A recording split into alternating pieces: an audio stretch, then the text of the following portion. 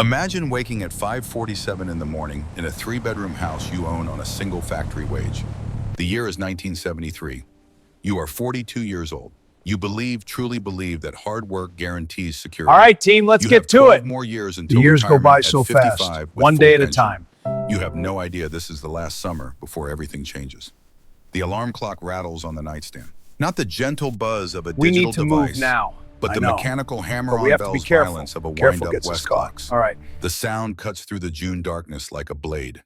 Your hand shoots out muscle memory from 18 years of this exact motion and silences it before the third ring. Beside you, Maureen shifts beneath the covers, but doesn't wake. She doesn't have to be at the elementary school until 8:30. You have given her that gift at least, the gift of sleep. 5:47. Always 5:47. Not 5:45, not 5:50. 18 years of waking at this precise minute have taught your body when to surface from whatever dreams factory workers are allowed to have. Dreams of retirement, mostly. Dreams of a cabin up in the Upper Peninsula where the lakes are so clear you can see 20 feet down and the walleye practically jump into your boat. You sit on the edge of the bed, feet on carpet that Maureen vacuumed yesterday. The bedroom is dark except for the green glow of the alarm clock and the faint pre-dawn gray creeping around the edges of the curtains. Your back announces itself immediately. Not pain, exactly, not yet. More like a warning. A reminder that you are 42 years old and you have been bending, reaching, lifting, and standing on concrete floors for 18 years. The lower vertebrae, if they could speak, would tell you they remember every single shift. You stand. Your knees make a sound like gravel shifting in a tin can. This is new, this noise. Started about 6 months ago. You haven't mentioned it to Maureen. What would be the point 12 more years? You can handle 12 more years. The house smells like coffee. You set the automatic timer on the Mr. Coffee machine last night, just like you do every night. By 5:45, the pot is ready. This small piece of technology, this simple timer feels like proof that the future is arriving on schedule. Automatic coffee makers, color television, men walking on the moon. Everything moving forward, everything getting better, just like the union steward promised when you first hired on in 1955. The bathroom mirror shows you a face you still recognize, even if it is harder around the edges than it used to be. 42, not old, not young. The hair is still there, still is brown though. Maureen keeps pointing out the gray at the temples.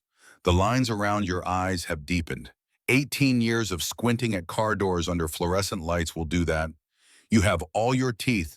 You have your sight. You have two hands with all their fingers. You are winning. You run the water until it gets hot, which takes about 30 seconds because you live in a house built in 1961 with modern plumbing. Not like the old tenements your father grew up in, where hot water was a luxury you paid extra for, and the bathroom was down the hall shared by 4 families. This is America in 1973.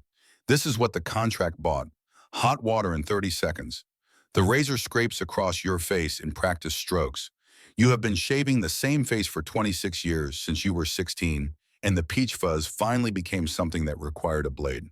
The ritual is meditative. Foam stroke, rinse, stroke, rinse. Your father taught you this standing in this exact position, his hand guiding yours. He worked at the Ford River Rouge plant for 33 years. Retired in 1968 at 62 with a pension of $987 a month plus full medical. He died 2 years later, but those 2 years he spent fishing and not thinking about Valve Springs, where he said the best years of his life. You will have more than 2 years. You will have 20, maybe 30. The actuarial tables say a man who makes it to 55 has a good chance of seeing 80. That is the plan. 55 to 80, 25 years of not waking at 5:47, 25 years of not listening to pneumatic tools scream in your left ear, 25 years of watching the sun come up over a lake instead of over a parking lot that holds 8,400 cars. The kitchen is small but sufficient. Formica countertops, avocado green. Maureen wanted gold, but avocado was on sale at Sears. You made the right choice. The green hide stains better. The coffee pot gurgles its last drops into the glass carafe. You pour a cup into the mug that says, "World's Best Dad, a Father's Day gift from Declan 3 years ago." The coffee is black, hot, bitter. Perfect. The clock on the wall, the one shaped like a rooster that Maureen's mother gave you as a housewarming gift 12 years ago, reads 5:53, 7 minutes to make your lunch. This is another ritual precise and unchanging. White bread 4 slices, butter on all 4, bologna on 2 3 slices thick, American cheese on the other 2 2 slices each. Stack them cut diagonally, wrap in wax paper. Put in the black metal lunch pail that your father carried before you. Add a thermos of coffee, an apple, and a Hostess cupcake. This lunch costs 67 cents to make. The cafeteria charges 95 cents for roughly the same thing. Over a year, you save about $70 by making your own. $70 is 2 weeks of groceries. You do not waste $70. The lunch pail sits on the counter, closed and ready. Next to it, your work boots. Red Wing style 1106. Steel toe oil resistant sole, 7 years old. You have had them resoled twice, once at 3 years, once at 6. The leather has gone soft in all the right places, molded to your feet like a second skin. New boots cost $42. These boots have another 3 years in them at least. You do not waste $42. You sit at the kitchen table to put on the boots. This used to be a standing operation, 1 foot up on a chair, lace tie, move on. But your back has opinions about standing and bending now, so you sit. The boots go on over white athletic socks, the thick kind that are supposed to prevent blisters, but mostly just make your feet sweat. The laces are round and waxy, and they grip the hooks with satisfying clicks as you work your way up from toe to ankle. When you tie the final knot, a double bow that will not come loose no matter how much you walk, you feel the transformation begin. These boots weigh 3 pounds each, 6 pounds total. You will wear them for 8.5 hours, minus 30 minutes for lunch, minus 2 15-minute breaks. That is 7.5 hours. Scholars debate whether the weight of work boots contributes to long-term joint damage or whether the steel toe protection offsets the risk. You do not care about the debate. You care that these boots have saved your toes twice, once in 1961, when a door panel slipped, once in 1969 when a forklift driver was not paying attention. Your toes are worth 6 pounds. The shirt comes next. Denim short sleeve chambray blue. Above the left pocket, embroidered in red thread, the name Callaway. Below the pocket, smaller, the logo of Midwest Motors, a stylized M wrapped around a gear. You have 12 of these shirts, 1 for each day of a 2-week pay period, plus 2 spares for when the washing machine breaks or when you spill something that will not come out. Maureen washes them on Saturdays, starches them, stiff irons them flat. When you put on a fresh shirt on Monday morning, it crackles like paper. By Friday, it has gone soft, saturated with sweat and oil, and the particular smell of factory work that no amount of Tide can remove. This is a Wednesday shirt, medium stiffness. It will do. Over the shirt goes the jacket. UAW Local 600, United Auto Workers. The jacket is navy blue with gold lettering and a patch on the back showing 2 hands gripping a wrench. You have had this jacket since 1958, 3 years after you hired on, when you paid your first year of union dues, and they gave you the jacket as proof of membership. 15 years old, this jacket. The cuffs are frayed, the zipper sticks, and there is a cigarette burn on the right sleeve from 1964 when Dutch Kellerman was not paying attention. But the jacket still fits, still keeps the morning chill off, and still smells like machine oil that is soaked so deep into the fibers that it has become part of the fabric itself. You could wash this jacket 100 times and it would still smell like work. You like that smell. It is the smell of money, the smell of security, the smell of the contract. 6:05. The kitchen is brightening now, the sun starting its climb over the houses across the street. You can hear birds, robins probably. They nest in the maple tree in the front yard. Every spring, raise their chicks, teach them to fly, and leave by August. You like the robins. They follow a schedule. They do their bound. They leave when the work is done. You pick up the lunch pail, 3 pounds when full. Add that to the boots, and you are carrying 9 pounds before you even leave the house. Your body is a machine that carries weight. Your shoulders, your back, your knees, your feet. They are all parts of this machine, and like any machine, they will eventually wear out. But not yet, not for 12 more years. The front door opens silently. You oiled the hinges last month. A squeaky hinge wakes Maureen, and Maureen needs her sleep. She works part-time at Oakwood Elementary, 10:30 to 3, 4 days a week, filing papers and answering phones and doing whatever else the principal needs. She makes $4,200 a year, which is good money for part-time work, but she does not need to work at all. Your salary is $11,200 a year. That is enough for the mortgage, the car, the groceries, the utilities, the insurance, and still have enough left over to save. Maureen works because she likes to work, because she likes feeling useful, because the house gets too quiet when Declan and Fiona are at school. She does not work because the family will starve without her paycheck. That is the difference. That is what the contract means. The morning air hits your face like cold water. June in Michigan, 5:47 in the morning, and the temperature is probably 55 degrees. By 3:30 this afternoon, it will be 78. Perfect. You pull the door shut behind you. Hear the lock click and pause for just a moment on the front step. 2847 Oakwood Avenue, Dearborn, Michigan. Your house. Not the bank's house, not a landlord's house. Yours. You bought it in 1963 for $14,800. Put down $2,960, 20% money. You saved in 3 years by living in a one-bedroom apartment and driving a used Chevrolet and not eating at restaurants. The mortgage is $127 a month. You have made 120 payments. You have 120 payments left. 10 years. In 10 years, 2 years before you retire, this house will be paid off completely, and then it will really be yours. The house is a ranch style, which means everything on one level, no stairs to climb when your knees finally give out. 1,240 square feet. 3 bedrooms, 1.5 baths, a living room, a kitchen, a basement. The roof is asphalt shingles replaced in 1968. The siding is aluminum maintenance-free. The lawn is Kentucky bluegrass, which you mow every Saturday with a Toro push mower you bought used for $35 in 1965. The driveway is concrete poured when the house was built, cracked now in 3 places but still functional. In the driveway sits a 1969 Chevrolet Impala forest green V8 engine automatic transmission, AM radio. Paid off. You bought it new for $3,100, paid it off in 3 years, and it now has 62,000 miles on it and will probably go another 60,000 before you need to think about replacing it. This house, this car, this lawn, this life. You built this, not with your own hands, not like a carpenter builds a house, but with your labor. With 18 years of waking at 5:47, with 18 years of breathing metal dust and squinting under fluorescent lights and feeling your back slowly compress. You traded your body for this address, and it was a fair trade. The contract said so. You give us 30 years, we give you security. That was the deal. That is still the deal. You walk to the car. The grass is wet with dew and it soaks into your boots before you reach the driveway. The Impala's door handle is cold. The door opens with a heavy chunk that sounds like quality, like American steel, like something built to last. You slide into the driver's seat, put the lunch pail on the passenger seat, and fit the key into the ignition. The engine turns over on the first try. It always does.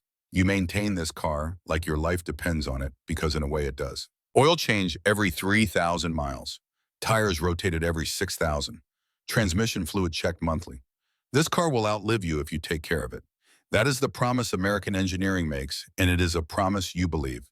You back out of the driveway at 6:08, 2 minutes ahead of schedule, but that is fine. You will sit in the parking lot for 2 minutes. You will not arrive late. 18 years, never late, not once. That is the kind of worker you are. That is why when the foreman position opened up in 1969, they gave it to you instead of to Rodriguez or Patterson or any of the other guys with more seniority. Because you were never late, because you did the work, because you kept the deal.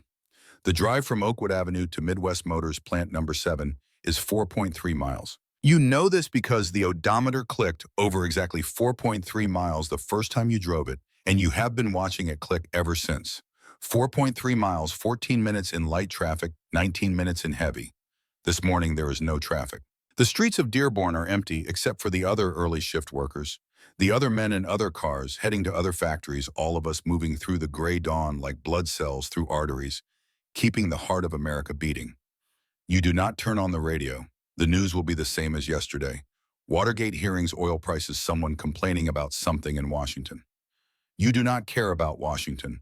Washington does not sign your paycheck. Midwest Motors does. The contract does. You care about things you can control, things you can see, things you can touch. The radio stays off. At the corner of Oakwood and Southfield, the traffic light is red. You stop even though there are no other cars in sight. You follow the rules. Rules are what separates civilization from chaos. The light turns green. You go.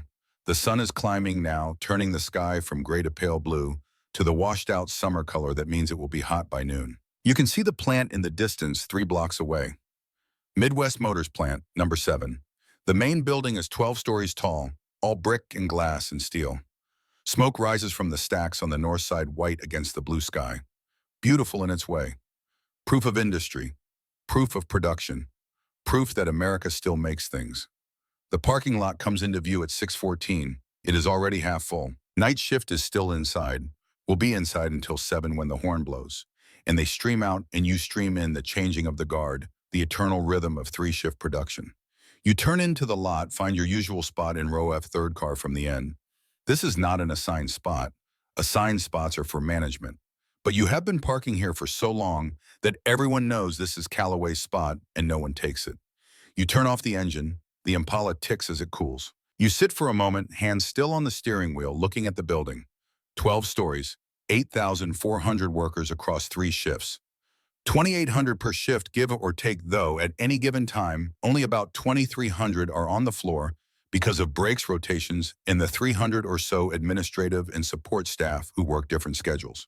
All of you building cars, sedans mostly. 4-door family cars with V8 engines and automatic transmissions, and AM/FM radios and air conditioning.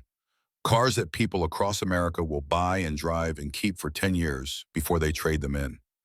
Good cars, honest cars. You are proud of these cars. You pick up the lunch pail and get out. The parking lot smells like oil and exhaust, and the particular industrial smell of a place where metal is cut and shaped and welded and painted. You have been breathing this smell for 18 years. It is in your lungs, in your blood, probably in your bones. Scholars debate whether long-term exposure to industrial environments causes measurable health effects or whether the human body simply adapts. You do not care about the debate. You care that this smell means work, and work means money, and money means the house on Oakwood Avenue and the Impala in the driveway and the promise of retirement at 55. The walk from row OF to the main entrance is 200 yards. You know this because someone measured it once for a union dispute about how far workers should have to walk from the farthest parking spot. 200 yards is not far. You walk it every day. But over 18 years, over 4,500 shifts, that adds up. 200 yards times 4,500 is 900,000 yards.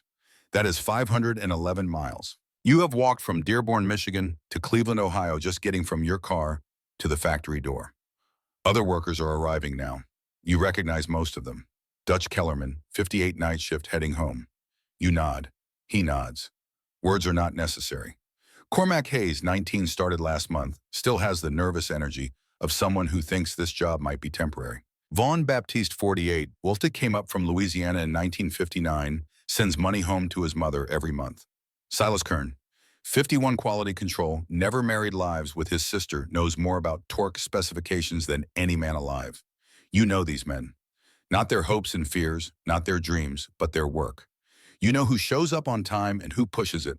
You know who does the job and who cuts corners. You know who will be here in 10 years and who will wash out in 6 months. This is your tribe. These are your people. Not because you chose them, but because you share something deeper than choice.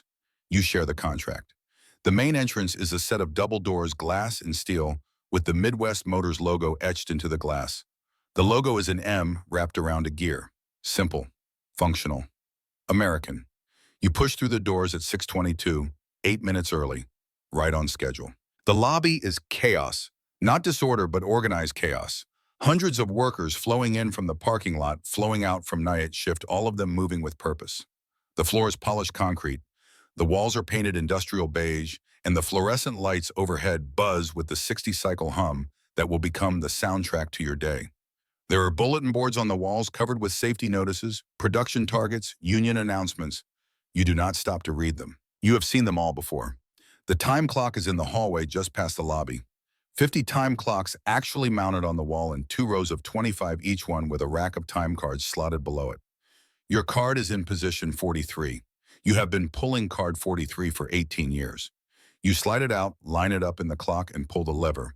The machine stamps the time with a mechanical thunk that you feel in your chest. 6:24. Officially on the clock. For the next 8.5 hours, your time belongs to Midwest Motors. You slide the card into the out rack and join the flow of workers heading to the locker room. The locker room is the size of a gymnasium, which makes sense because it serves 2,800 workers. The ceiling is high, the lighting is bad, and the smell is a combination of sweat, deodorant, cigarette smoke, and the metallic tang of the plant itself. Your locker is number 806. The combination is 14328. You have not forgotten it once in 18 years. Inside the locker, a change of clothes for emergencies, a bottle of aspirin, a pack of Camel cigarettes, a lighter, and a photograph of Maureen and the kids from last Christmas. You do not smoke anymore. Quit 3 years ago when the Surgeon General report came out and Maureen threatened to leave you if you did not, but you keep the pack in the locker just in case. Just in case of what you are not sure. Just in case the stress gets too high. Just in case 12 more years feels like too many. Just in case you need proof that you could start again if you wanted to. You have not opened the pack in 3 years. You close the locker and head for the floor. The hallway from the locker room to the production floor is long and narrow, painted the same industrial beige as everything else. The floor is concrete, worn smooth by decades of boots. The walls are lined with pipes and conduits carrying electricity, compressed air, cooling water, all the invisible infrastructure that makes a factory run. You do not think about the pipes, you just walk. The door to the production floor is steel-painted red with a warning sign, EAR protection required beyond this point. You pull the orange foam earplugs from your pocket, roll them between your fingers, and insert them into your ears. The world goes muffled. Voices become murmurs. Footsteps fade. But when you push through the red door, even the earplugs cannot stop the sound. The production floor is a cathedral of noise. Pneumatic tools screaming, metal presses, slamming conveyor chains, grinding welders, sparking grinders, shrieking air compressors, thumping. The sound is not just heard, it is felt. It moves through the floor, through the air, through your chest. 120 decibels in some sections. Loud enough to damage hearing in minutes, destroy it in hours. That is why the earplugs are required. That is why your left ear has a permanent ringing that never stops, not even when you sleep. Tinnitus, the disease of factories, the price of production. But under the noise there is a rhythm. The plant breathes. It inhales raw materials, steel and glass and rubber and plastic. It exhales finished cars, 412 cars per shift. 3 shifts per day means 1,236 cars rolling off this line every 24 hours. This is line 4, your line. Door assembly, your cathedral, your responsibility. You walk along the edge of the line watching it move. The conveyor carries car bodies, skeletal frames without doors or windows or paint, just the bare bones of what will become a family sedan. The bodies move at a precise speed calculated down to the second. Each station has exactly 47 seconds to complete its task before the next body arrives.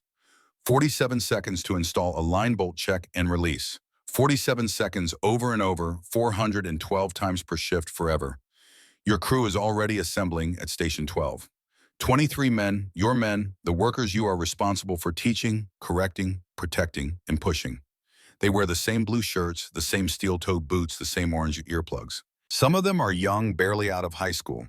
Some are old, 50 or 60, counting down to retirement, just like you. Most are somewhere in between, married with kids, mortgages, car payments, the same load you carry. You do not gather them for a speech. There is no time for speeches, and the noise would drown out your words anyway.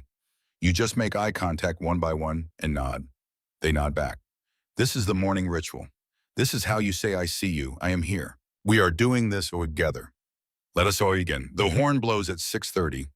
Not a horn really, more like a klaxon, a wailing industrial scream that cuts through even the pneumatic tools.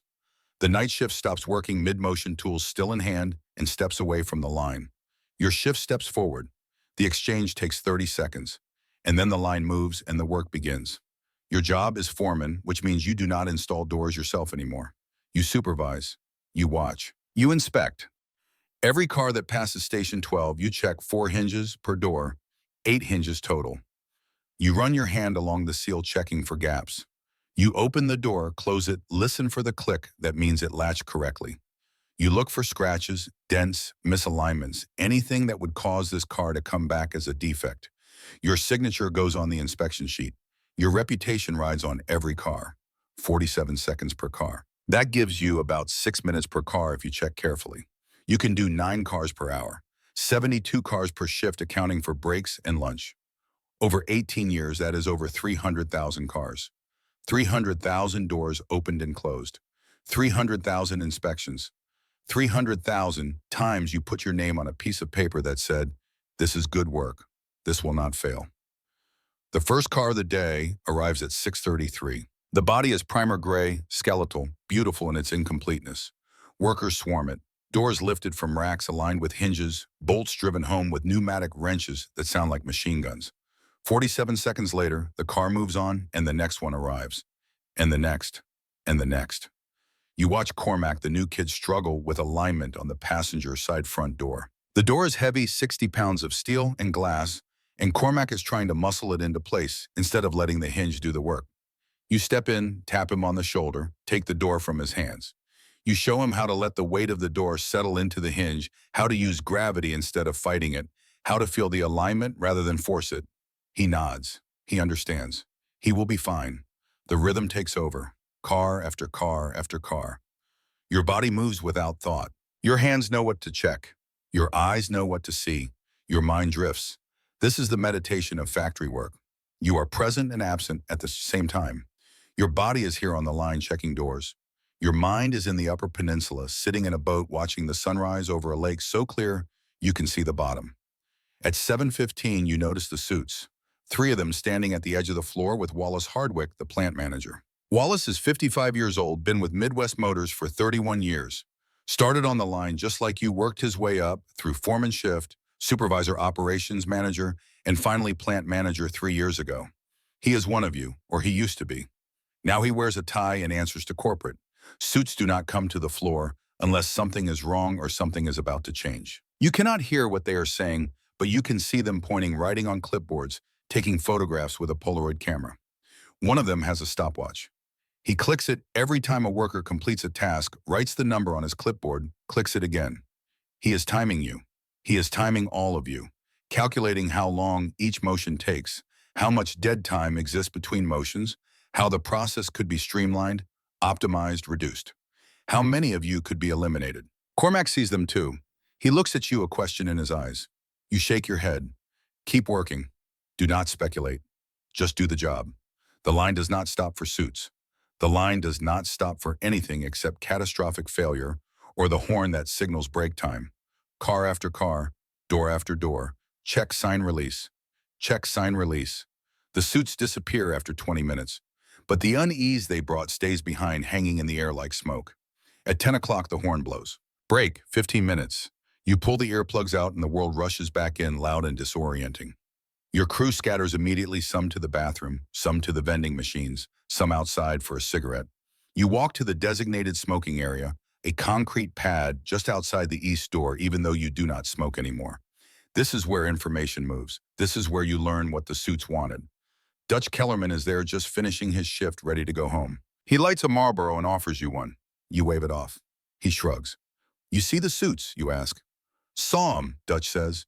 He is 58, face like worn leather, 2 fingers missing on his left hand from an accident before he came to Midwest, working construction in the 40s. Time motion study. That's what Hardwick told me. What does that mean? Means they're figuring out how to need less of us. Dutch takes a drag, exhales slowly. Ford closed Plant 3 last month. 4,200 jobs gone. Moved production to Mexico. You hear about that? You did not hear about that. You do not follow Ford. You work for Midwest Motors, and Midwest Motors is different. Midwest Motors has a contract. Midwest Motors is union. This is not Ford. We got a contract, you say. Through 76, they can't touch us.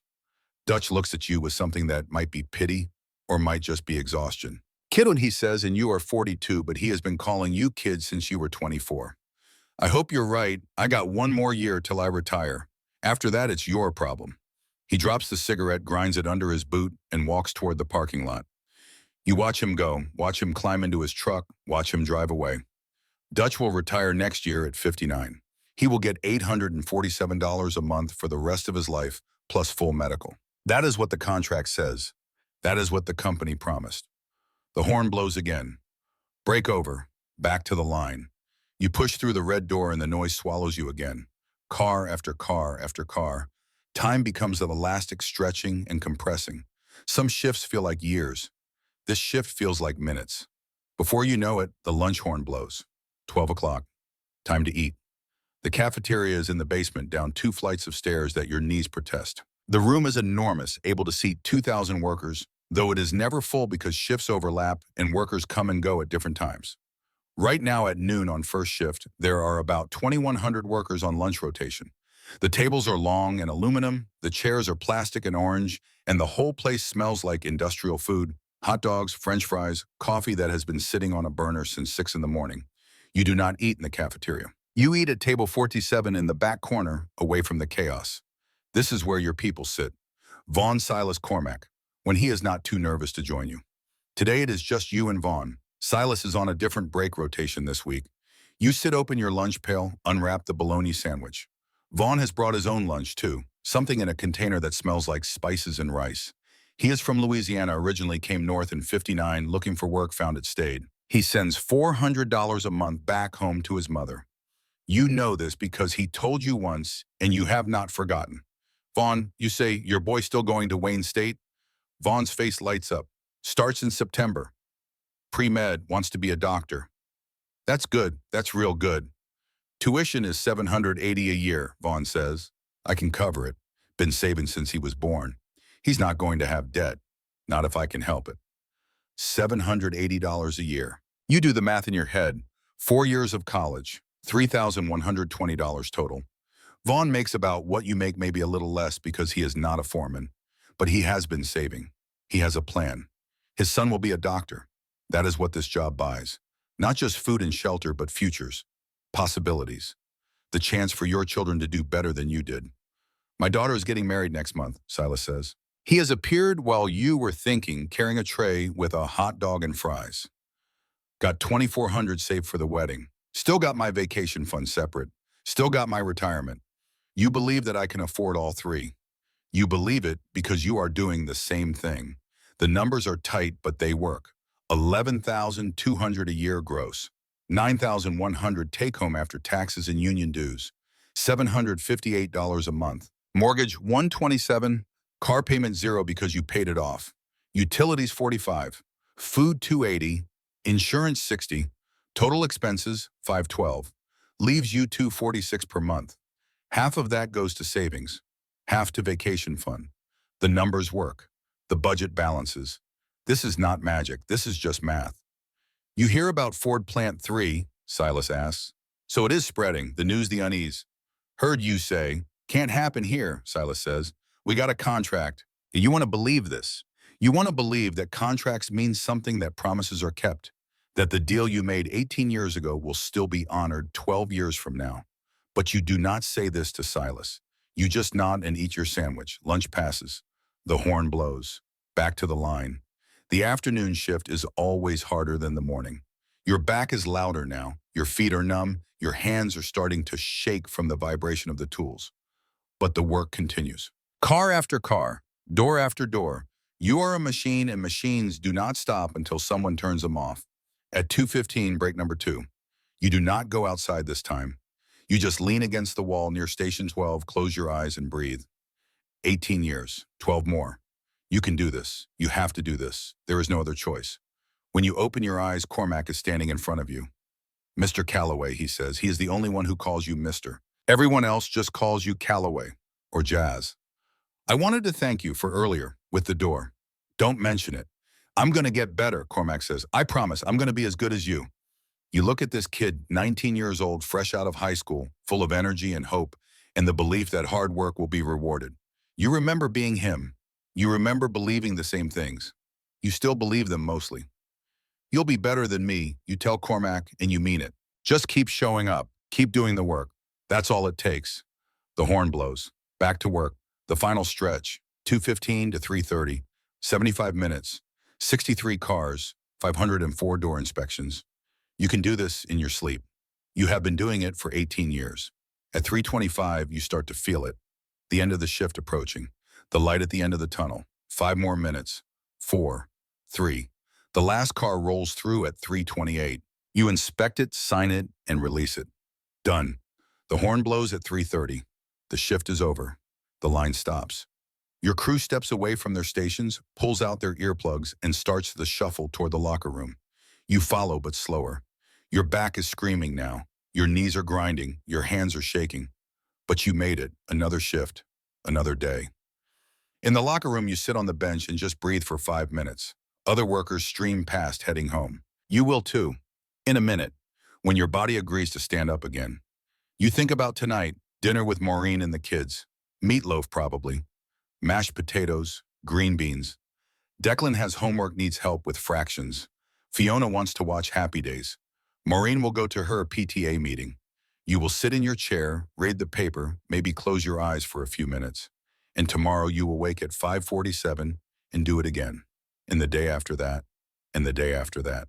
For 12 more years, 4,000 more shifts, 1.6 million more door inspections, and then you will retire. You will get your pension. You will buy your cabin. You will fish and watch sunrises and never think about car doors again. That is the promise. That is the contract. That is the deal. You stand up, close your locker, and head for the parking lot.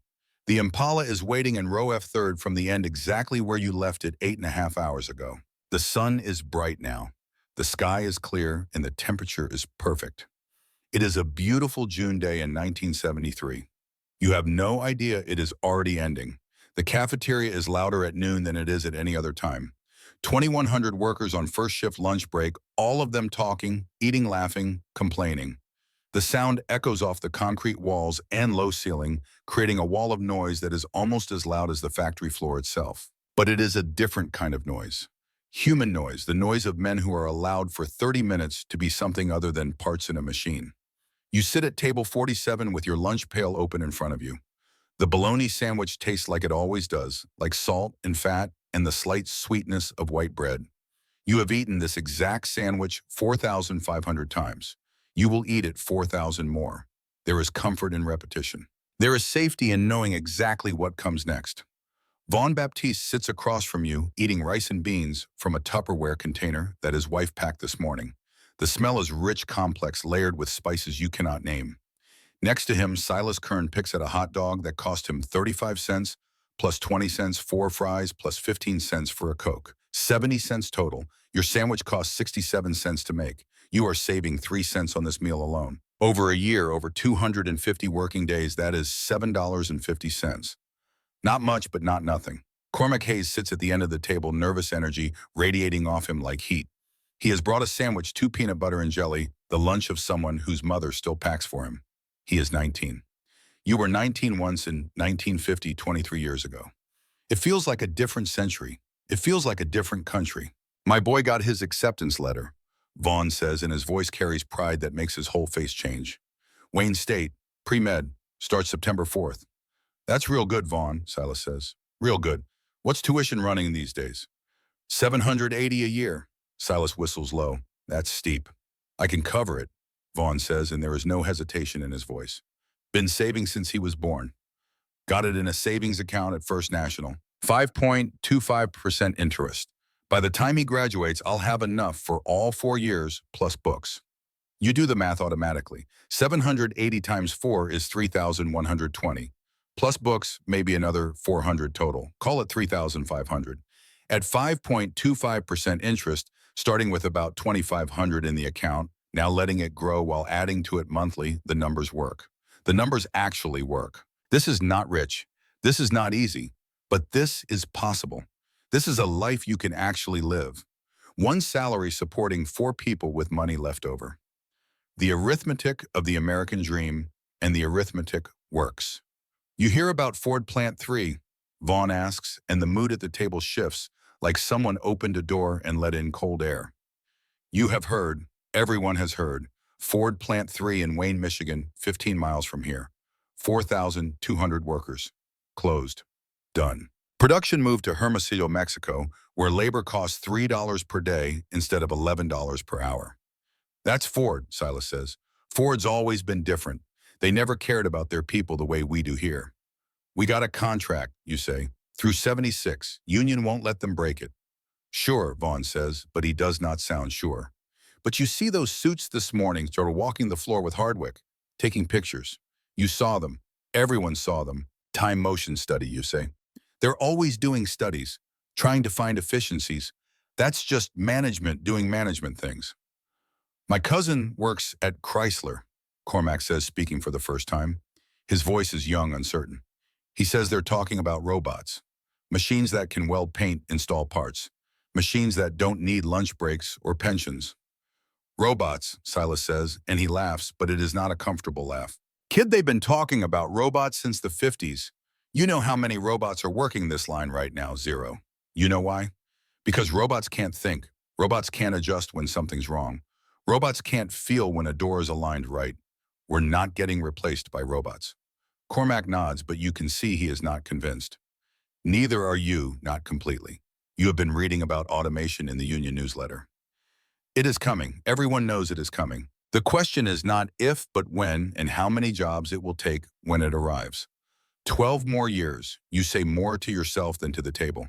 I got 12 more years and then I'm out. Whatever happens after that, it's not my problem. Vaughn looks at you and there is something in his eyes you cannot quite read. You really think nothing's going to change in the 12 years? I think the contract says what it says, you tell him. I think we got rights. I think the union won't let them screw us. The horn sounds. Lunch is over. 30 minutes that felt like fun. You wrap up what is left of your sandwich, put it back in the lunch pail, and stand. Your back announces itself again. That deep ache that starts in the lumbar region and radiates up to your shoulders. You are 42 years old. Some days you feel 25. Some days you feel 60. Today you feel exactly 42, which is to say you feel the accumulated weight of 18 years of this work, and you feel the dread of 12 more. The afternoon shift is always harder. Your body is already tired, already sore, and there are still 4 hours and 15 minutes to go. The line starts at 12:45 and runs until 3:30 with one more 15-minute break at 2. That break is sacred. It is the only thing standing between you and complete breakdown. You take your position at station 12. The line starts moving. Car after car, door after door. Check the hinges, check the seal open close, listen for the click, inspect for scratches, sign the sheet. 47 seconds. Next car. Repeat. At 1:15 you see them again. The suits. 3 of them same as this morning, but this time they are not just watching. They are measuring. One of them has a stopwatch. He clicks it every time a worker completes a task. Writes the number on his clipboard, clicks it again. He is timing you. He is timing all of you. Calculating how long each motion takes, how much dead time exists between motions, how the process could be streamlined, optimized, reduced. How many of you could be eliminated? You keep working. You do not let the suits change your rhythm, but you feel their presence like weight on your shoulders. They are here for a reason. Companies do not send consultants with stopwatches and clipboards unless they are planning to change something. And change in a factory almost never means more jobs. At 1:45, Wallace Hardwick appears on the floor. He walks the line with the suits pointing out different stations, explaining the process. You cannot hear what he is saying over the noise of the machinery, but you can read his body language. He is defensive. His shoulders are tight. He keeps gesturing with his hands, making points, trying to convince the suits of something. The suits just nod and write. At 2 o'clock, the horn blows for afternoon break. You pull your earplugs and the world rushes back. You do not go outside this time. You head for the union hall in the basement, down one flight of stairs, through a door marked UAW Local 600, members only. The union hall is not much to look at. Concrete floor, cinder block walls painted pale green, folding tables, and metal chairs. There is a bulletin board covered with notices about meetings, votes, safety complaints. There is a coffee pot that has been here since the Eisenhower administration. There is a photograph on the wall of Walter Reuther, president of the UAW from 1946 to 1970, who died in a plane crash 3 years ago. Under the photograph, the quote, "There is no greater calling than to serve your fellow men. There is no greater contribution than to help the weak. There is no greater satisfaction than to have done it well." Thaddeus Wolcott is sitting at one of the folding tables reading a copy of Solidarity, the union newspaper. Thaddeus is 61 years old, been with Midwest Motors for 37 years, union steward for the last 20. He is short, compact, with thick forearms and hands that look like they were carved from wood. He lost most of the hair on his head 20 years ago, but compensated by growing a mustache that could hide small animals. He is wearing the same blue work shirt as everyone else, but his has seen more washing, more wear. The name patch is faded almost to illegibility. "Jazz," he says, not looking up from the paper. "Sit." You sit. Thaddeus finishes the article he is reading, folds the paper carefully, and sets it aside. "You see the suits?" he asks. "Saw them. You know what they're doing. Time motion study, I heard." "That's what they call it," Thaddeus says. "What it really is a head count. They're figuring out how many of you they can cut when the contract comes up for renewal." The word hits you like cold water. Cut. Not lay off, not reduce workforce. Cut. "They can't," you say. The contract expires in 76, Thaddeus says, 3 years. You think they're planning for next week. They're planning for 3 years from now. And when the contract comes up for renewal, they're going to come at us with demands. Wage freeze, benefit cuts, reduction in force. And they're going to say, take it or we close the plant entirely. They can't close the plant. This plant makes 1,200 cars a day. Where are they going to make those cars if they close us? Thaddeus looks at you with something like pity. Mexico, Korea, Taiwan, anywhere labor costs a tenth of what it costs here. You think this is the only plant in the world that can build a sedan? But the quality will be fine, Thaddeus says. Maybe not as good. Maybe there will be more defects. But it will be good enough and it will cost them a fraction. That's all that matters to the bean counters. Not quality, not pride, just cost. You sit with this for a moment. The union hall is quiet except for the distant throb of machinery from above. You can feel it through the floor, through your feet, through your bones. The heartbeat of the factory, the heartbeat of your life. So what do we do, you ask? Thaddeus pulls a folder from under the table and opens it. Inside are documents, spreadsheets, contracts. He pages through until he finds what he's looking for and slides it across to you. This, he says, is the proposal we're working on for 1976. You look at the numbers. Current wage $5.38 per hour. Proposed wage for 76 $6.15. That is a 77-cent raise, about 14%. The pension section shows current projections based on the formula in the existing contract. For a worker retiring at 55 with 30 years, the current formula would yield approximately $780 per month. The proposal aims to push that to $920. This is good, you say. This is what we deserve. This is what we earn, Thaddeus says.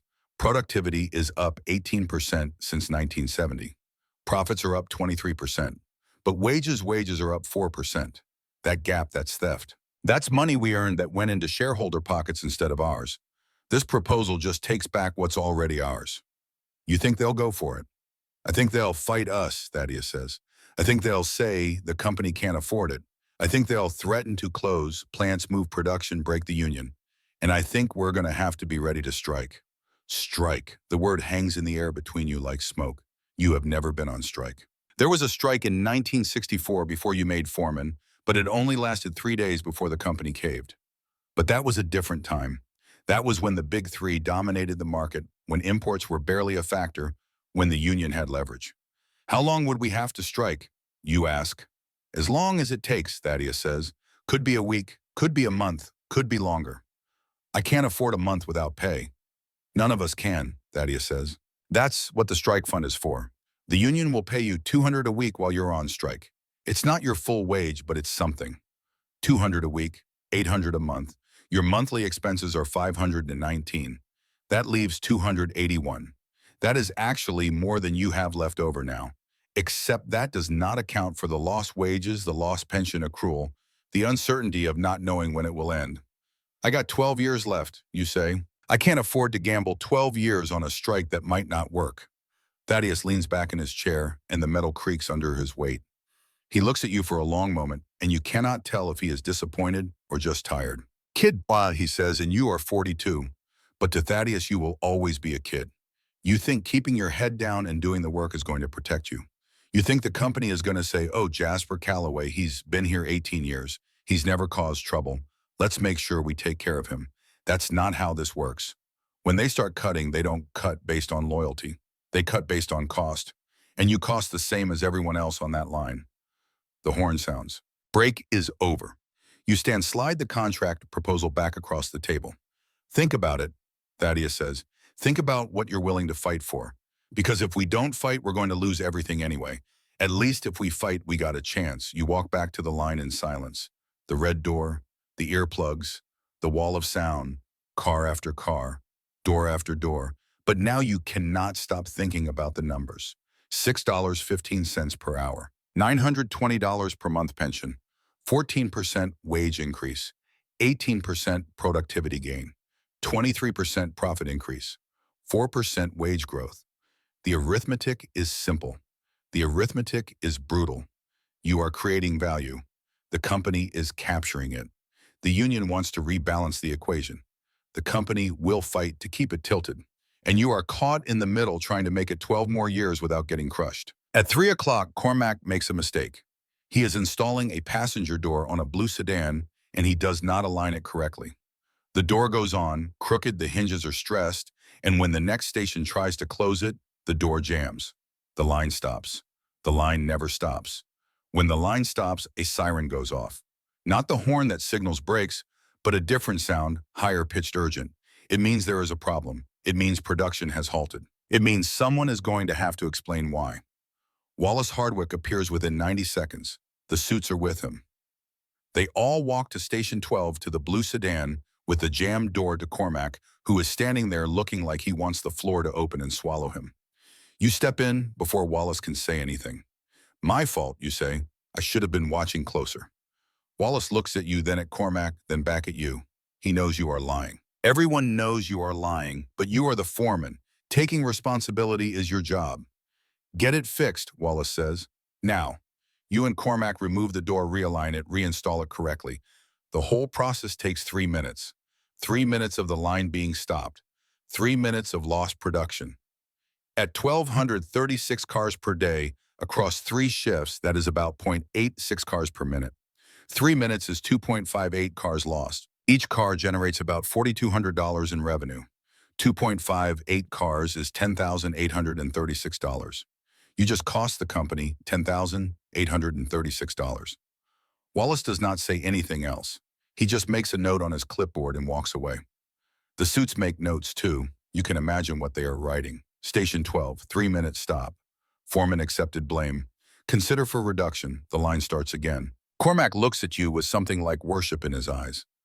Thank you, he says, but you cannot hear him over the noise. You just nod. The rest of the shift passes in a blur. Your mind is not on the doors anymore. Your mind is doing arithmetic. $10,836 lost. Your annual salary is $11,200. You just cost the company almost exactly 1 year of your wages for 3 minutes. For one mistake. For covering for a kid who is still learning. How many mistakes can you afford before they decide you are not worth keeping at 3:30 the horn blows? Shift over. You pull your earplugs and the absence of noise is almost as overwhelming as the presence of it. Your ears ring. They will ring all night. They will ring in your sleep. They will still be ringing when you wake up at 5:47 tomorrow morning. In the locker room, you sit on the bench longer than usual. Other workers stream past heading home. You should go too. Maureen will have dinner ready. The kids will want to tell you about their day. There are things to do, responsibilities to meet, but right now you just need to sit. Dutch Kellerman appears already in street clothes, his shift done 12 hours ago. He should be home sleeping. Instead, he is here. Heard you stop the line, he says. News travels fast. Kid made a mistake. I covered. That was stupid, Dutch says, but there is no judgment in his voice. That's the kind of thing that gets you noticed. And right now, you don't want to be noticed. What was I supposed to do? Let them fire him. They're going to fire him anyway, Dutch says. Maybe not today, maybe not this year, but when the cuts come, he's going to be on the list. He's 19. He's got no seniority. He's replaceable. Taking the fall for him doesn't save him. It just puts you at risk too. He's a good kid. Lots of good kids in the unemployment line, Dutch says. He sits down next to you on the bench, grunts as his knees bend. You know what your problem is, Jazz? You still think this is about being good at your job. You think if you work hard, if you do everything right, if you take care of your people, the company will take care of you, Buzz. The contract, Dutch cuts you off. The contract is paper. And paper doesn't mean much when the people who signed it decide they don't want to honor it anymore. The words settle on you like dust. You want to argue? You want to tell Dutch he is wrong, that he is too cynical, that things are not as bad as he thinks. But you cannot because you are starting to suspect he is right. What are you doing here, Dutch? You should be home, sleeping. Couldn't sleep, he says. I keep thinking about my pension statement. Got it yesterday. Says I'm going to get $847 a month starting next year when I retire. You know what that number is based on? It's based on the assumption that the pension fund stays solvent, that the company keeps making contributions, that nothing changes. He stands up his knees, making sounds like yours do. I'm 58 years old, Dutch says. I got 1 year left, 1 year and I'm out. And I'm scared, Jazz. I'm scared that I've been working for 33 years for a promise that's going to disappear the second it becomes inconvenient for them to keep it. He walks away, and you are alone in the locker room with the distant thrum of machinery overhead and the ringing in your ears and the arithmetic running through your head. $847, $780, $920, $1,100. Numbers that used to mean security now starting to feel like sandcastles at high tide. You drive home on autopilot. The Impala knows the way. 4.3 miles, 14 minutes. You park in the driveway at 4:08, 2 minutes late. Maureen will notice. She always notices. The house smells like meatloaf and onions and the particular warmth of a home that has been lived in all day. Maureen is in the kitchen, her back to you, draining potatoes over the sink. Steam rises around her face. She is wearing a blue dress, practical with an apron over it. Her hair is still done from this morning, but coming loose now at the edges. She is 39 years old. You have been married for 14 years. You know the shape of her shoulders, the way she tilts her head when she is concentrating, the sound of her footsteps on the linoleum. "You're late," she says without turning around. Line stopped. Had to sort it out. "Everything okay?" "Everything's fine." "It is not fine." "Nothing is fine." But what are you supposed to say? That you are starting to think the last 18 years have been built on quicksand? That the next 12 years might be a march toward a cliff? That the arithmetic is starting to look like a trap? You say nothing. You go to the bedroom, change out of your work shirt into a clean t-shirt that does not smell like metal and oil. You wash your hands and face in the bathroom. The water is hot. 30 seconds. You still have hot water in 30 seconds. Dinner is at 5:30, the whole family at the table. Maureen has made meatloaf, mashed potatoes, green beans from a can. There is milk for the kids, iced tea for you and Maureen. The portions are generous but not wasteful. This meal costs about $3 to make, feeds 4 people, and there will be leftovers for tomorrow. Declan is 12, already as tall as Maureen, all elbows and knees and nervous energy. He is talking about baseball, about his team, about the game on Friday. You are the assistant coach. You had forgotten. You need to remember. Fiona is 9, quiet where her brother is loud, thoughtful where he is impulsive. She pushes green beans around her plate without eating them. Maureen does not push. Pick your battles. Green beans are not worth a fight. How was school? You ask the question every father asks every night, expecting the answer every child gives. Fine, Declan says. Good, Fiona says. You nod. This is the ritual. You ask, they answer. Everyone has performed their role. Dad, Declan says, can we get a pool? Tommy's family got a pool. He says it's the best thing ever. A pool. You do the math automatically. An above-ground pool, the cheap kind, runs about $400. Installation, chemicals, maintenance, call it another $200. $600 total. You have $8,240 in savings. $600 is 7% of that. It would set back your retirement cabin fund by about 6 months. Maybe next year, you say. We'll see how things go with the contract negotiations in 76. You always say next year, Declan says, but he is not complaining, just stating a fact. Next year, I mean it. You tell him, and you hope it is true. After dinner, Maureen goes to her PTA meeting. The school's 5 blocks away. She walks. You clean up the kitchen, wash the dishes, put away the leftovers. Fiona watches television in the living room. Happy days. The Fonz is doing something cool. The laugh track plays. Declan spreads his homework on the kitchen table. Math. Fractions. You sit next to him, look at the problems. 3/8 plus 5/8 equals what Declan is struggling. You show him how to add the numerators, keep the denominator the same. 3 plus 5 is 8. 8/8, that reduces to 1. 1 whole, he gets it. You can see the moment it clicks. His face lights up and he starts working through the rest of the problems on his own. You watch him, this boy, who is half you and half Maureen, and entirely himself, and you think about the promise you made when he was born. That he would have it better than you did. That he would not have to work in a factory. That he would go to college, get a degree, have a career instead of a job. Wayne's state tuition is $780 a year. 4 years is $3,120. You have $8,240 in savings. That is enough. Even if the pension gets cut, even if you have to work past 55, even if everything else falls apart, you will make sure Declan gets his education. By 7:30, the homework is done. Maureen is home from her meeting. The kids are in bed, or at least in their rooms, pretending to get ready for bed. You sit in your chair, the brown recliner that you bought at Sears in 1968 for $89, and that has molded itself to your body over 5 years of nightly use. The Detroit Free Press is on your lap. You open it to the front page. The headline is about Watergate. The Senate hearings continue. New revelations. Nixon denies everything. You skim the article, but you do not really read it. Politics feels very far away right now. Washington might as well be the moon. You turn to the business section. There in the middle of page 4, a small article, Auto industry posts record profits. Midwest Motors is mentioned. Third quarter earnings up 23%. Shareholders pleased. Stock price rising. CEO Richard Vance Harvard, MB, a former McKinsey consultant, quoted as saying the company is leaner and more competitive than ever. Leaner, that means fewer workers. More competitive, that means lower costs. You are a cost. 2,800 men on your shift are costs. The arithmetic is simple. Reduce costs, increase profits. It is not personal. It is just business. You close the paper, close your eyes. The chair is comfortable. The house is quiet. Maureen is in the kitchen doing something you cannot hear. This is your life, this house on Oakwood Avenue.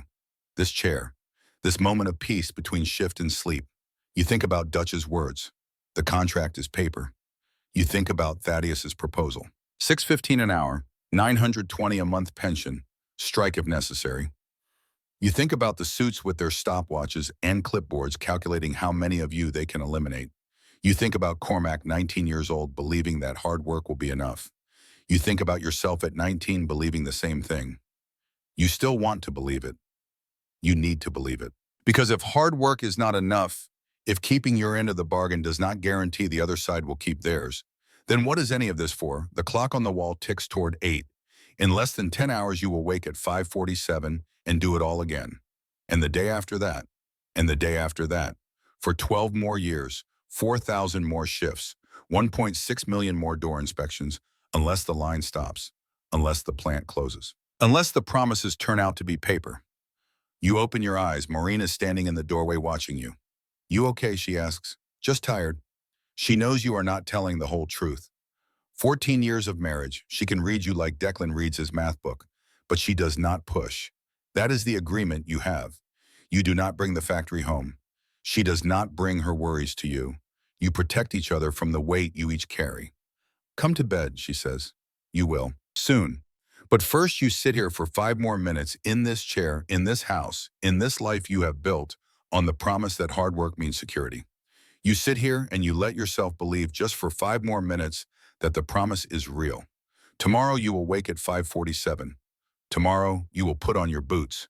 Tomorrow you will punch the clock and check the doors and keep your head down and do the work.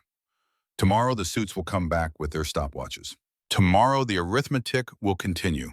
Tomorrow you will be one day closer to retirement, or one day closer to the cliff. The alarm does not ring on Tuesday, the June 12th, 2008. You do not need it anymore. Your body wakes at 5:47 out of habit, out of muscle memory, carved so deep it has become part of your autonomic nervous system. 35 years of waking at this exact minute, even though you have not worked in 23 years. 35 years of your brain saying time to work, even though there is no work, even though the work ended in 1985 when you retired at 54. The bedroom is dark, summer darkness, which means the sun will rise soon but not yet. The clock on the nightstand reads 5:47 in red digital numbers. Not the mechanical hammer-on-bells violence of the West clocks you used to own. Digital, silent. The future arrived while you were not paying attention. You lie still for a moment listening. The house is quiet. No sound from the other side of the bed where Maureen used to sleep. That side has been empty for 14 months. Stage 4 breast cancer. It took her in April of 2007. She was 73. You were 77. You have been alone ever since. The silence is total. In 1973, this house was full of sound. Maureen in the kitchen making coffee. Kids running in the hallway. The radio playing. Life happening in every room. Now there is just you and the silence and the digital clock marking time that no longer means anything. You sit up. Your back does not announce itself anymore. It screams. The vertebrae that compressed over 30 years of factory work have compressed further bone grinding on bone discs, gone to dust. You are 77 years old. You are 5 feet 9 inches tall, same as you have always been, except you are not. You are 5 feet 7 now. You have lost 2 inches to spinal compression. You are physically shorter than you were in 1973. Your knees do not make sounds like gravel anymore. They make sounds like gunshots. Pop, crack. Your hands shake. Not a tremor exactly. More like a persistent vibration, as if the pneumatic tools from 40 years ago are still running somewhere deep in your nerve pathways. You can hold a coffee cup, but you cannot thread a needle. You can grip a steering wheel, but you cannot write legibly. The neurologist called it Peripheral neuropathy. Occupational injury. Permanent. You stand. The bedroom is the same bedroom you have slept in for 45 years. Same house? 2847 Oakwood Avenue. The mortgage paid off in 1983 exactly as planned.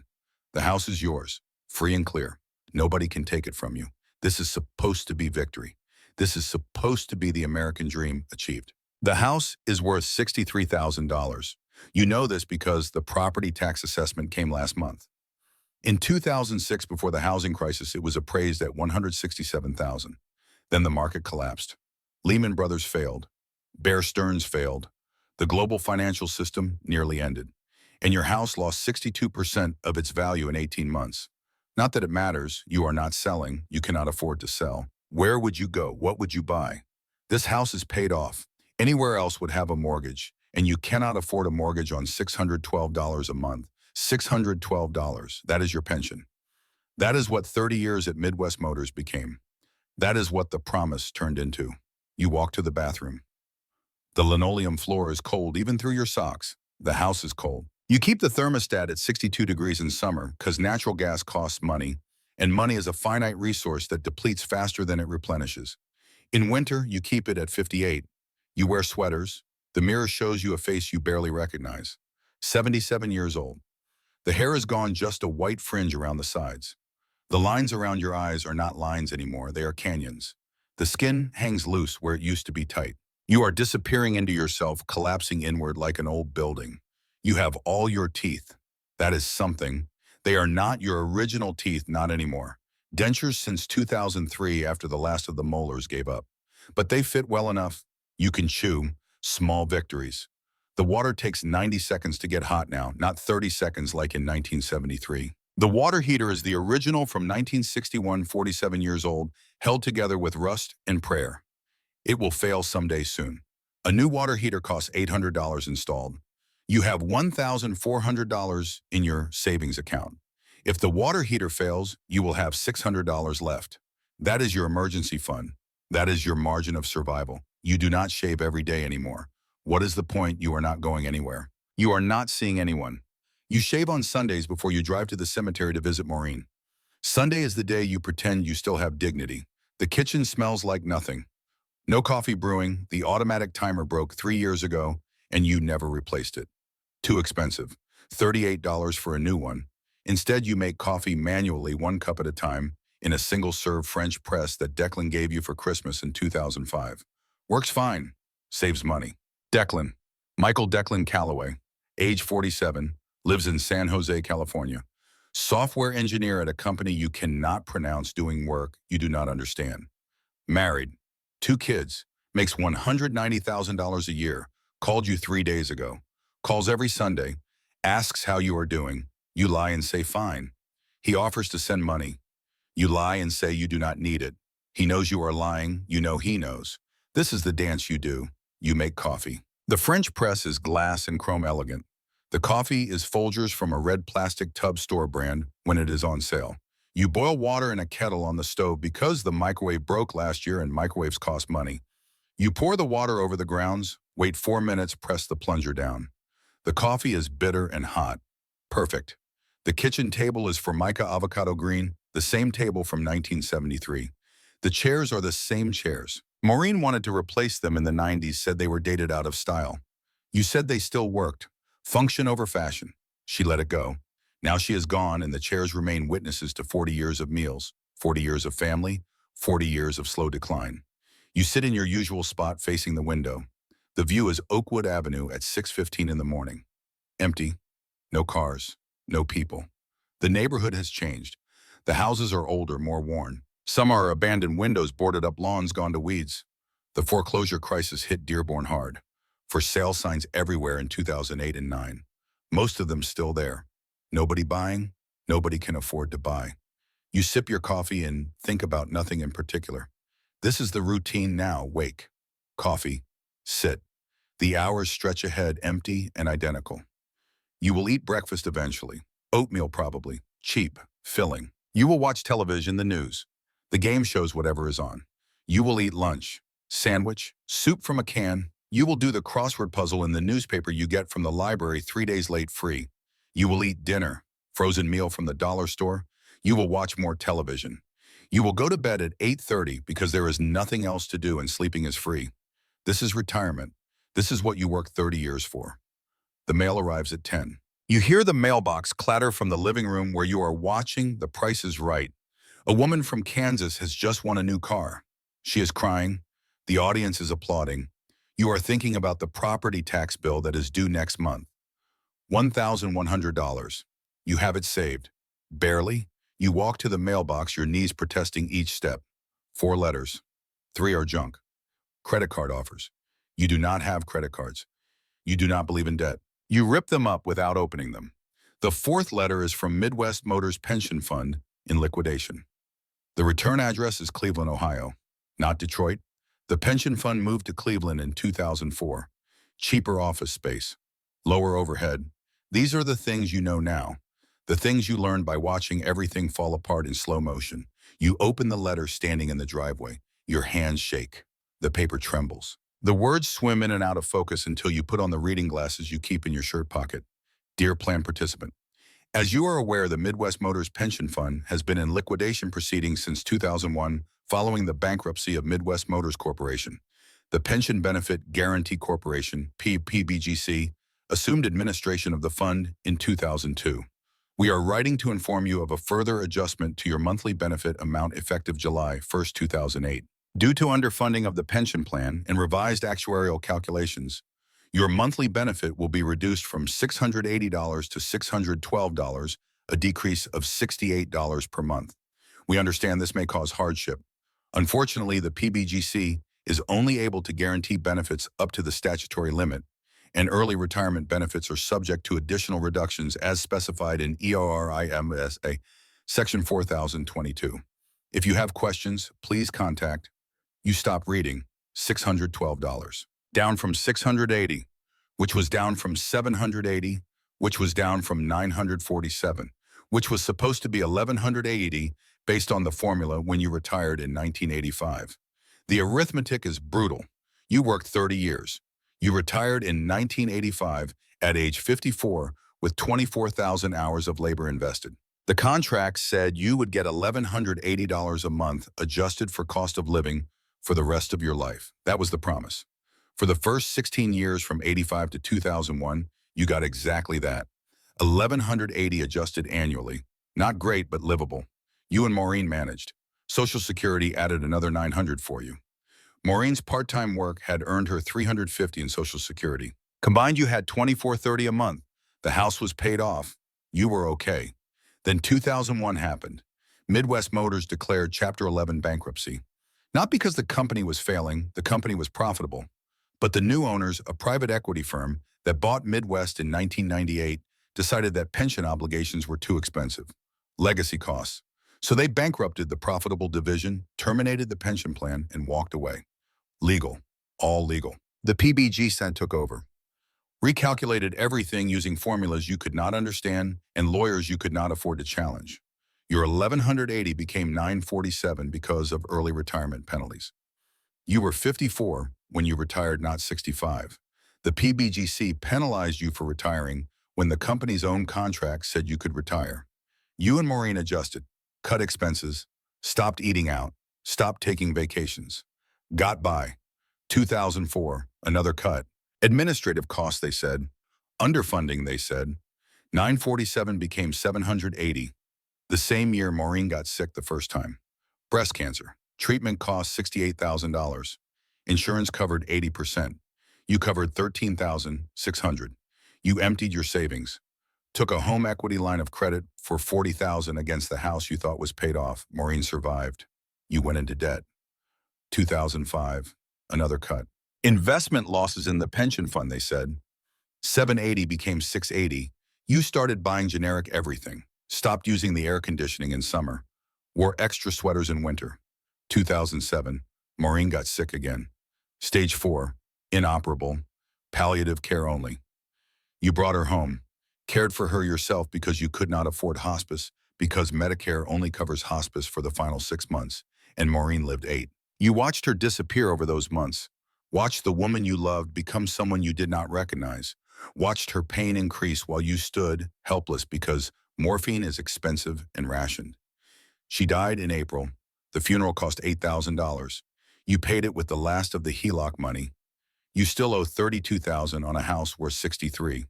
And now, June 2008, $612 a month. Your Social Security is $1,100. Total income, 17 to 12. Your expenses property tax average to 92 per month utilities. 140 food, 200 if you are careful medicine, 240 for the pills that keep your heart beating and your blood pressure down and your cholesterol from killing you. HELOC payment, 275. Total 947, leaves you 765.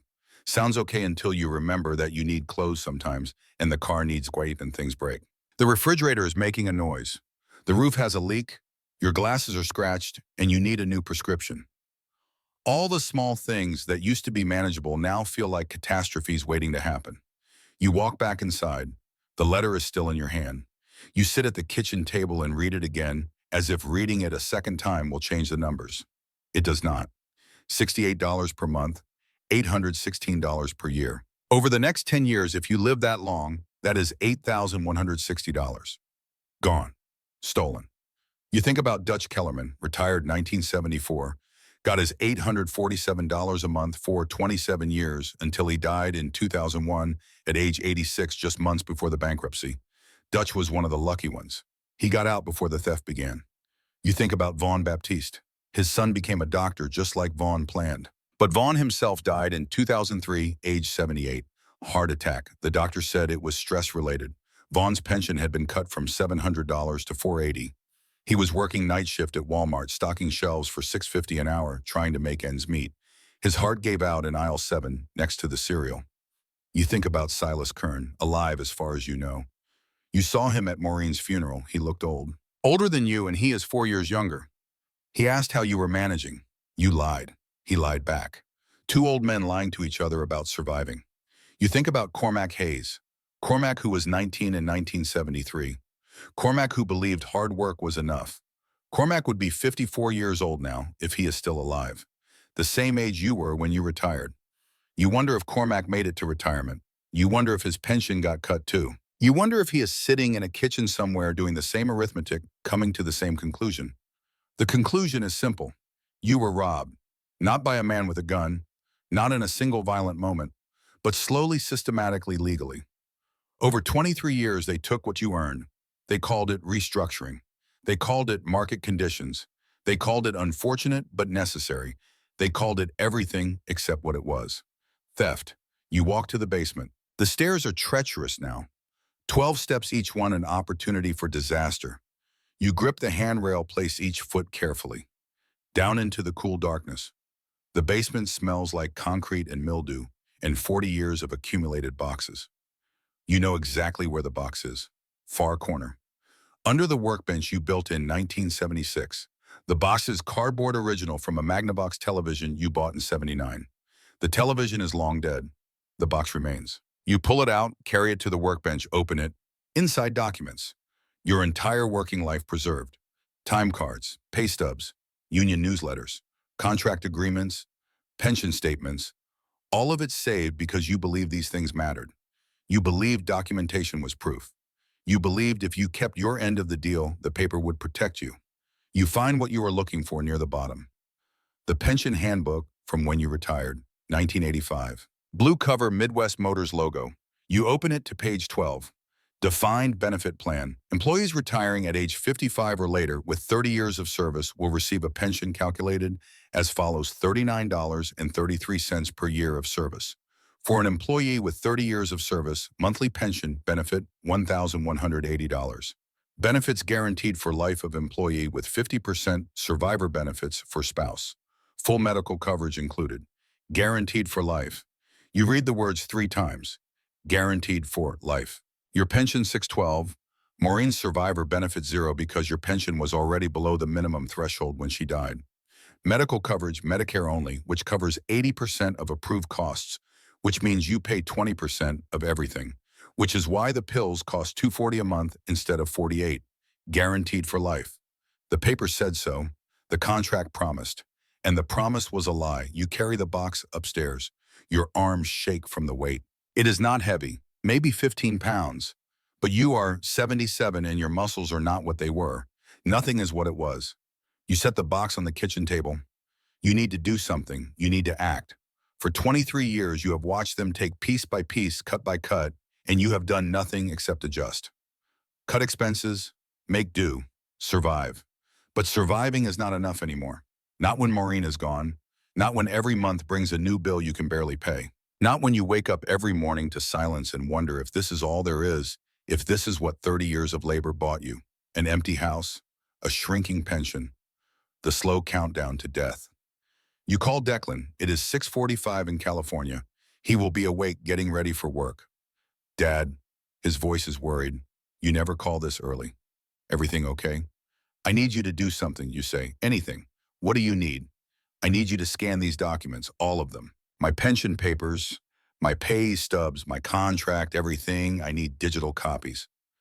There is a pause. Declan is thinking. Declan is always thinking. He is smart, your son. Makes 190 a year because he is smart. Dad, why? Because I'm 77 years old. I got maybe 10 years left if I'm lucky, and I'm not spending them quiet. Whatever are you talking to, Espazo? They stole from us, you say, and your voice is steady. No anger, just fact. From me. From 8,400 families. They promised 1,180 a month. They're paying me 612. That's 568 a month stolen. Times 12 months times 23 years since the bankruptcy. You do the math in your head as you speak. 568 times 12 is 6,816. Times 23 is 156,768. $156,768, you say. That's what they stole from me, per person, times 8,400 workers. That's $1.31 billion. Dad, meanwhile, the CEO who bankrupted us, Richard Vance, you know what his severance package was? $23 million. I looked it up. Public record. He destroyed the company, destroyed our pensions, and walked away with $23 million. I know, Dad, it's not fair, but I'm telling the story, you say. I don't care if anyone listens. But it's getting told. I'm writing it down, everything. The promise, the work, the cuts, all of it. And I need those documents to prove it. Declan is quiet for a long moment. Okay, he says finally. Mail me the documents. I'll scan everything. I'll set up a website if you want. I'll help you write it. Whatever you want to do. Thank you. Dad, are you sure you're okay? Really okay?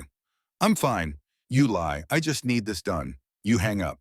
You begin packing the documents carefully into a manila envelope. Time cards from 1955. The first paycheck. The union card from 58. The contract from 73 with its promise of security. The pension handbook from 85 with its guarantee for life. The letters documenting each cut. 2001, 2004, 2005, 2008. Every piece of paper a witness. Every document a testament to the promise and the betrayal. You will mail it tomorrow. You will go to the library and use their computers to research how to write a memoir. You will start putting words on paper even if your hands shake, even if your writing is illegible. You will tell the truth, because truth is all you have left. At 11 o'clock, you take a break. Your neighbor, Mrs. Patterson, knocks on the door. She is 72, widow husband, worked at Ford, died in 2005 before his pension got cut, but after his health care got reduced.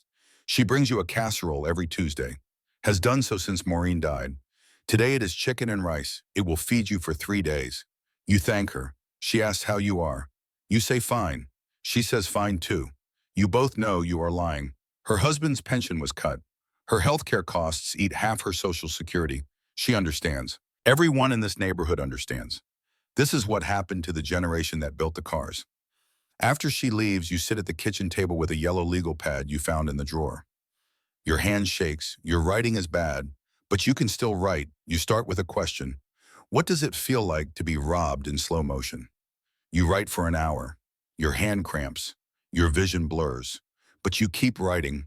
You write about 547, about the boots, about the line, about Cormac's mistake and taking the blame, about the promise in the pension handbook, about Maureen's funeral and the debt you went into to bury your wife with dignity. You write about the arithmetic. The numbers do not lie. The numbers are proof. When your hand cannot continue, you have 4 pages. 4 pages of truth. It is a start. You eat half of Mrs. Patterson's casserole for lunch. It is good. She is a good cook. You put the other half in the refrigerator. Tomorrow's lunch. Thursday's lunch. Friday, you will have soup from a can. In the afternoon, you go to the library. The Dearborn Public Library is 3 miles from your house. You drive the 1998 Honda Civic that Declan bought you in 2006. It has 140,000 miles. It runs. That is enough. You park in the handicapped spot. You have a placard now. Spinal stenosis, qualifying disability. Inside the library is cool and quiet. You go to the computer section. You do not own a computer, cannot afford one, but the library has 12 computers free to use. You sign up for 30 minutes. You search Midwest Motors bankruptcy 2001. You find articles. You read them carefully, taking notes on a piece of scrap paper the library provides. Blackstone Partners purchased Midwest Motors in 1998 for $2.1 billion. Immediately began restructuring, closed 4 plants, laid off 12,000 workers, moved production to Mexico and China. Profits increased, shareholders pleased. Then 2001 filed Chapter 11. Not because the company was failing, company was profitable, but pension obligations totaled $3.2 billion. Blackstone wanted out, so they isolated the pension liability in a separate entity, bankrupted that entity, and walked away. The parent company, Midwest Motors Global, continued operating, still operates today. You search CEO Richard Vance. You find his severance package, $23 million. You find his current position, board member at 3 Fortune 500 companies. Estimated net worth $87 million. You search PBGC pension guarantee. You find the formula. Complex, based on age at retirement, years of service, actuarial calculations. You retired at 54. Early retirement penalty. Your guaranteed benefit calculated as 1180 times 0.52 equals 613. Close enough to the 612 they are actually paying you. 48%. They kept 48% because you retired when the contract said you could retire. You print the articles, 10 cents per page. You print 20 pages, $2. Worth it. Back home, you spread the pages on the kitchen table next to the pension letter. Evidence, documentation, proof. Over the next 3 days, you write whenever your hand will allow. 4 pages becomes 8. 8 becomes 12. You write about the day in 1973. You write about the work. You write about the promise. You write about the cuts. You write about Maureen. You write, they told us hard work meant security. They lied. But we believed them because the evidence said it was true. Our fathers got pensions. Our union had power. The contract was in writing.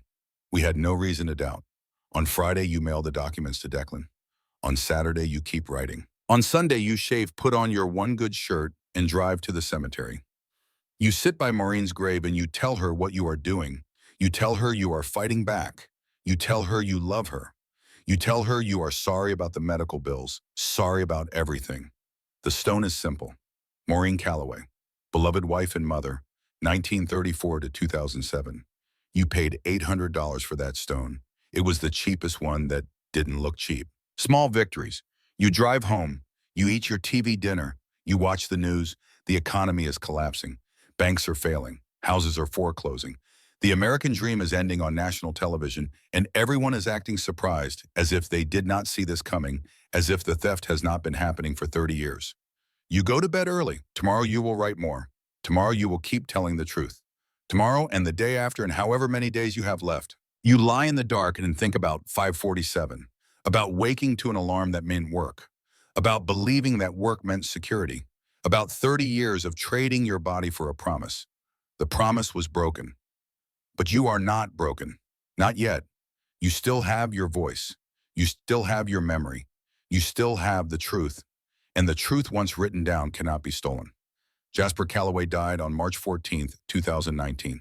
He was 88 years old. He died in the house on Oakwood Avenue in his sleep in the blue recliner he had bought from Goodwill in 1999 for $28 after the brown one finally gave up. His son Declan found him 3 days later, flew in from San Jose, let himself in with the spare key. The house was quiet. The refrigerator was making that noise. The roof still had that leak. On the kitchen table, a yellow legal pad, a pen, and the last page Jasper had been working on. His pension at the time of death bill was $612 per month.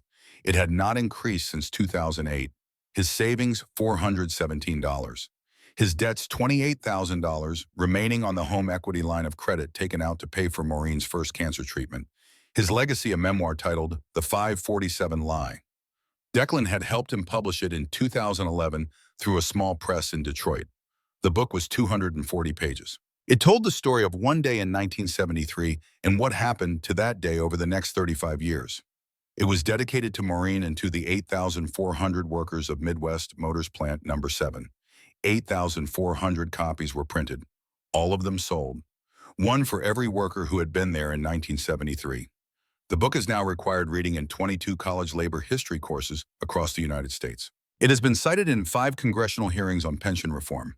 It has been quoted in union organizing drives at Amazon, Walmart, Target, and Starbucks. In 2012, Jasper was invited to testify before the Senate Special Committee on Pension Security. He was 81 years old. His hands shook so badly he could barely hold his prepared statement. His voice was weak, but his words were clear. A senator asked him, "Mr. Calloway, you worked for 30 years. What did you expect?" Jasper looked at the senator for a long moment. Then he said, "Senator, I expected them to keep their word. I have the contract right here, signed in 1985. It says guaranteed for life. I kept my end. I gave them 30 years of my body. I lost hearing in my left ear. My hands shake from nerve damage. I breathed metal dust for 30 years. I kept the contract. They broke it. And you're asking what I expected. I expected America to mean something." The video of that testimony was uploaded to YouTube by someone in the audience. It went viral, 2.3 million views in 3 days. It is still online. You can watch it right now.